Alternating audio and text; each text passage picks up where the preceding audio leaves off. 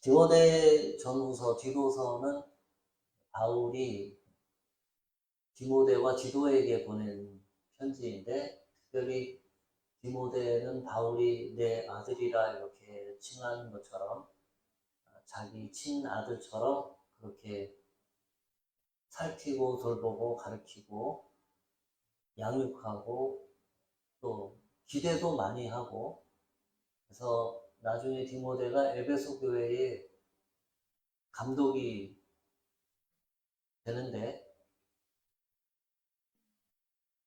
멘토가 멘티에게 보내는 그런 편지, 믿음의 스승, 목회의 스승, 예수님을 먼저 배운 사람이 나중에 배운 사람에게 목회의 사명을 부탁하고 감당하기를 기대하면서 전해주는 그런 서신이 되겠습니다. 그래서 디모데 전서, 디모데 후서를 읽으면 세세한 내용들이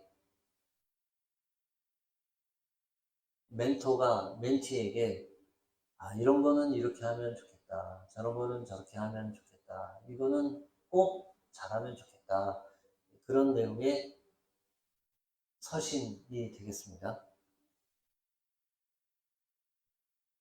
오늘 본문에 보면 그 첫 번째로 2장 1절에 그러므로 내가 첫 번째로 권하노니 모든 사람을 위하여 간구와 기도와 도구와 감사를 하되 임금들과 높은 지위에 있는 모든 사람을 위해서 하라. 이런 기도를 하라. 그런 내용인데, 오른 위에 왼쪽에 있는 사진은 이스라엘의 유대 광야에 있는 마르사바 수도원이라고 하는데 5세기경의 그리스 종교의 수도원입니다. 저기에 들어가 볼 수 있어요. 그리고 여리고에서도 한참 차를 타고 광야 한복판으로 이렇게 들어가야 합니다. 가는 길에 베두인도 있고 베두인 텐트도 있고 양치는 곳도 있고 한데, 저 골짜기 계곡 위에 있는데 그 골짜기가 기드론 골짜기인데, 예루살렘에서 시작한 기드론 골짜기가 사해 쪽으로 흘러내려가는 유대 광야 한 복판에 저 수도원이 있습니다. 절벽에 아슬아슬하게 서 있는 것 같은데, 또 그 안에 들어가 보면 사람이 다닐만 합니다. 그 수도원인데 남자들만 있는 수도원이어서 여자분들은 못 들어가는데, 제가 신대원 다니는 시절에 교수님들과 학생들과 저기를 방문한 적이 있었는데, 그때 막 저 수도원에 들어온 분이 우리를 안내를 했는데, 그분이 카나다에서 온 젊은 분이었어요. 한 30대 정도? 근데 저 수도원은 이번에 한번 이제 들어오면은 평생을 저기서 사는 것을 서약을 하고 들어오는 거예요. 캐나다에서 태어나서 캐나다에서 자라서 청년이 자기 전 인생을 기도하는 것으로 하나님께 바치겠다, 그렇게 하고 들어오는 것입니다. 위에 오른쪽 사진은 한국의 태백에 있는 예수원이라고 하는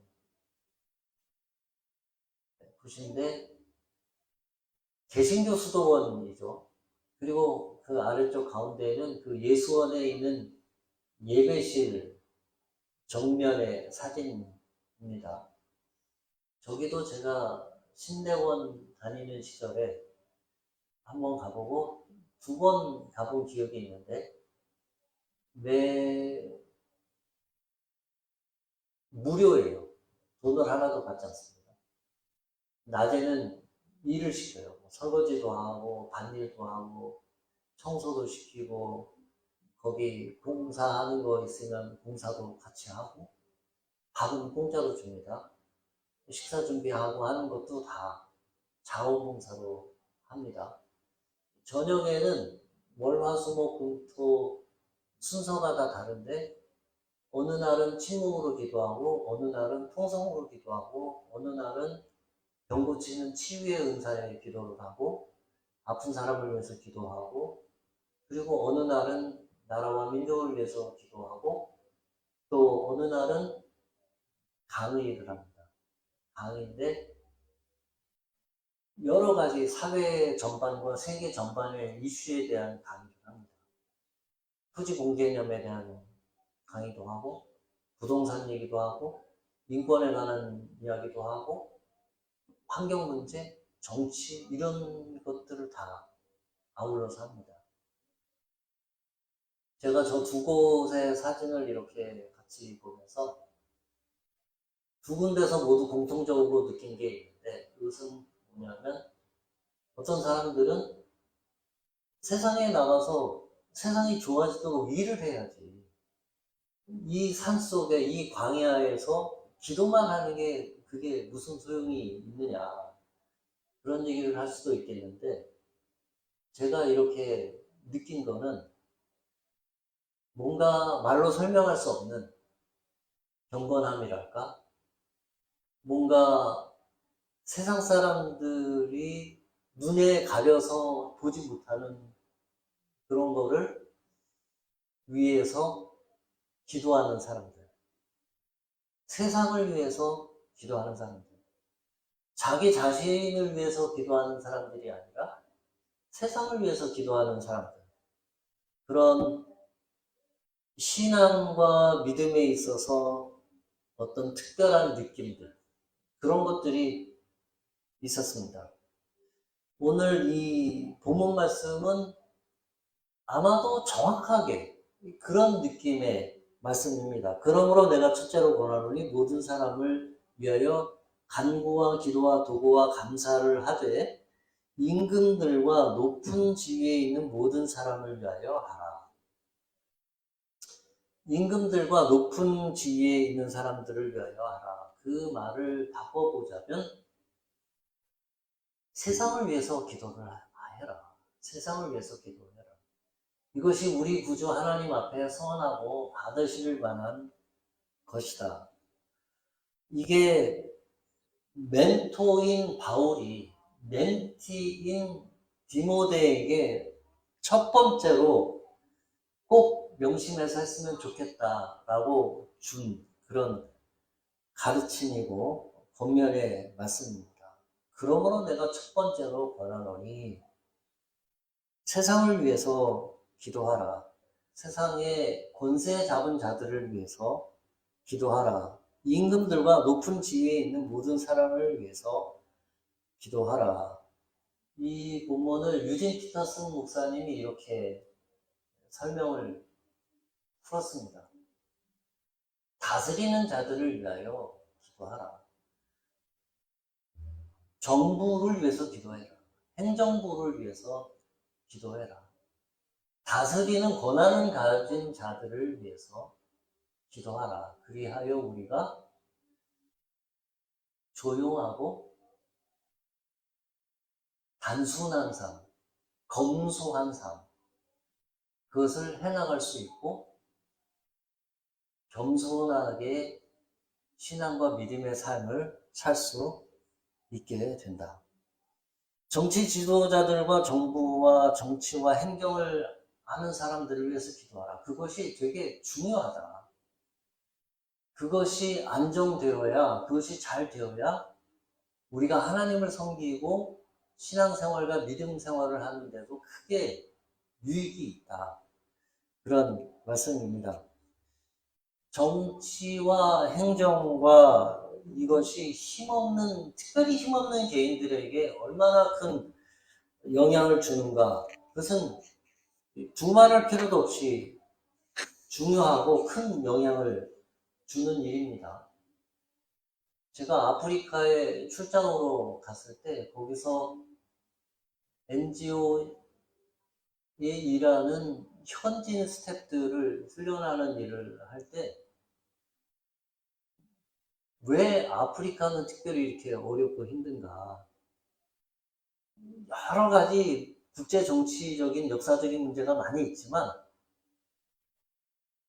이 수많은 해외 원조와 수많은 해외의 그 돕고자 하는 돈들과 자원들과 인력들이 가서 일을 하지만 어려운 문제는 뭐냐면 정치적인 안정, 또 국가와 국가 간의, 부족과 부족 간의 이런 전쟁과 싸움, 내전, 이런 것들이 있으면 아무것도 할 수가 없습니다. 내전이 있고 또 전쟁이 있고 싸움이 있고 하면 어떤 것도 할 수가 없습니다. 사람들을 도울 수도 없고 사람들을 도울 수 있는 자원이 제대로 전달도 되지 않고 또 그런 국제기구든지 NGO든지 이런 데서 일하는 사람들의 안전도 확보되지 않고 그 사람들을 고치는 의학이나 의술이나 의사들이 가서 일을 할 수가 없습니다. 어떤 것도 할 수가 없습니다.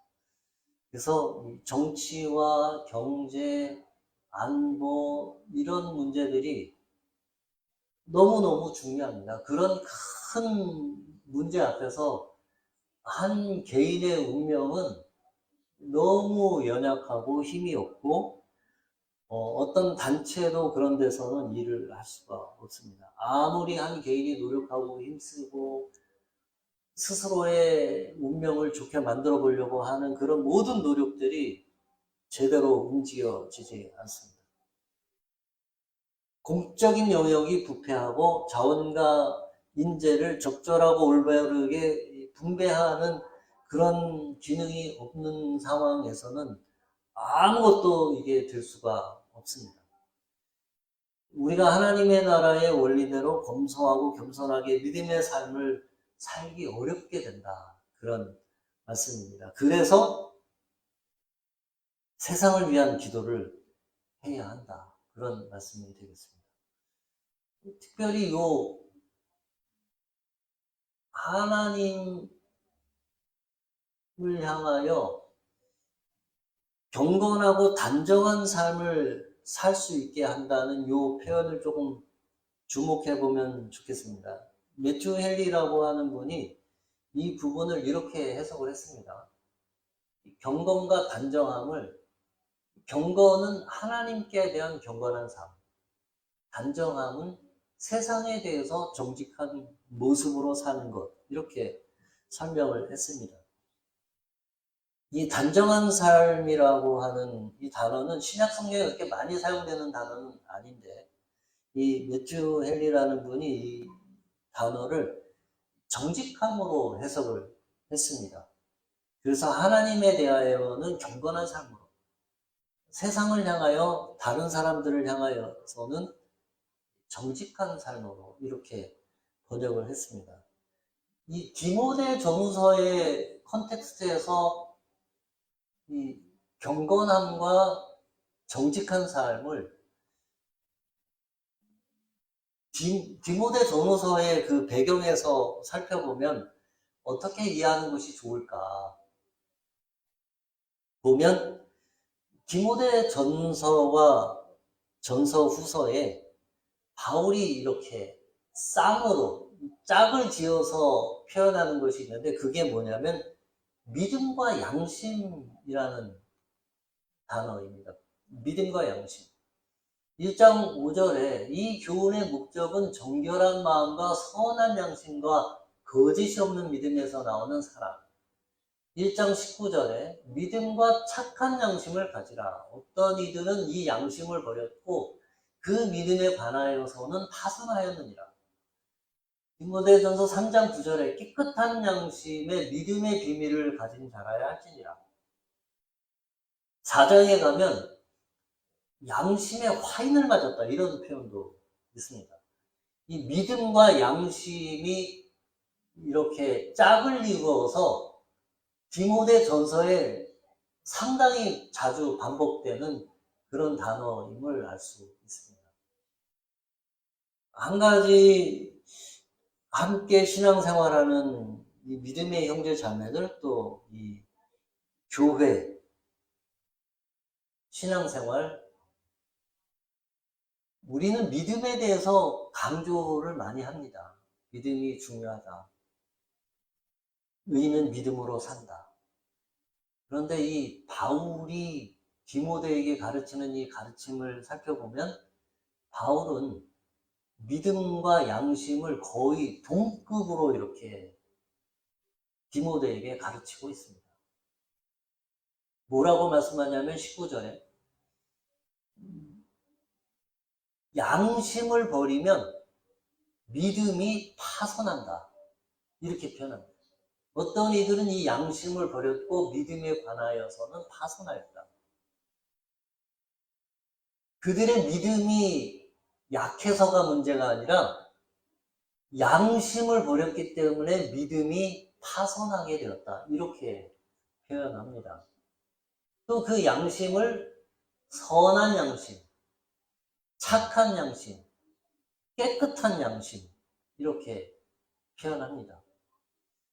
믿음은 아주 좋고 훌륭한데 양심은 형편없는 그런 거는 있을 수가 없습니다.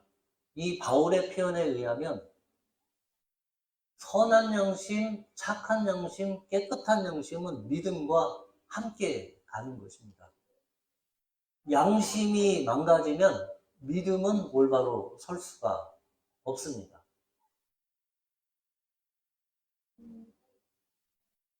우리는 그다지 그렇게 양심에 대해서 많이 강조를 하지 않는 것 같은데 바울은 양심에 대해서 굉장히 강조를 하고 있습니다. 열심히 믿고 강한 믿음이 중요하고 한데 양심을 지키고 선한 양심, 깨끗한 양심, 착한 양심을 함께 가져가는 것이 믿음과 신앙생활에 있어서 매우 아주 중요하다. 그런 말씀입니다. 이 말씀을 조금 잘 깊이 생각해 보면 굉장히 무서운 말씀입니다. 만약에 우리의 모든 행동과 판단과 말에 바울이 지금 디모데에게 전해주고 있는 깨끗한 양심, 착한 양심, 선한 양심의 기준으로 우리의 모든 생활을 한다고 하면 우리의 행동에 조심을 해야 될 부분이 상당히 많이 나올 것입니다.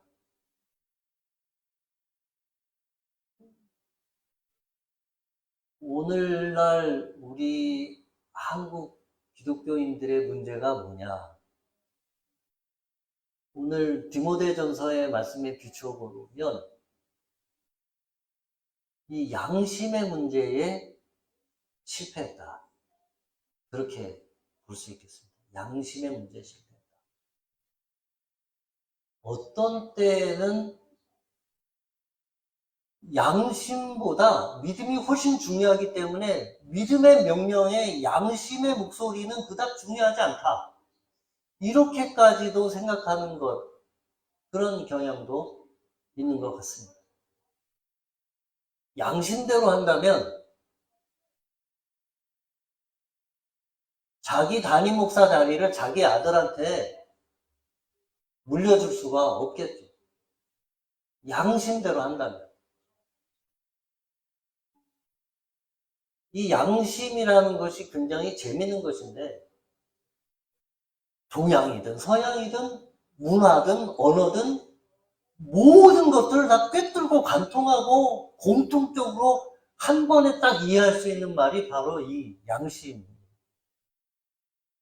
법과 제도와 시스템을 초월해서 이야기할 수 있는 게 이 양심입니다.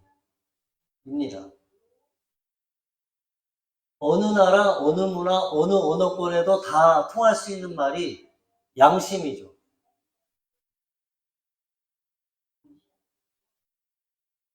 우리가 흔히 이렇게 얘기합니다. 자, 양심껏 가져가세요. 자, 양심껏 드세요. 자, 양심껏 합시다. 정해진 기준이 없어요.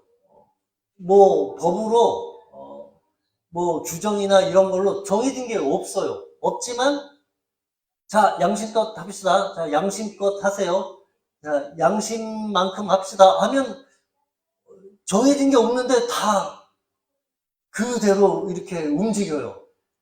모든 사람들이 어떤 기준이 머릿속에서 딱 생겨가지고 그대로 이렇게 다 움직이는 걸 볼 수 있습니다. 양심 무서워요. 심지어는 제가 전에 일하던 그 NGO에서도 양심의 기준으로 했을 때 어긋나는 일을 참 많이 봤습니다. 다 예수 믿는 사람이고 다 믿음 있는 사람들이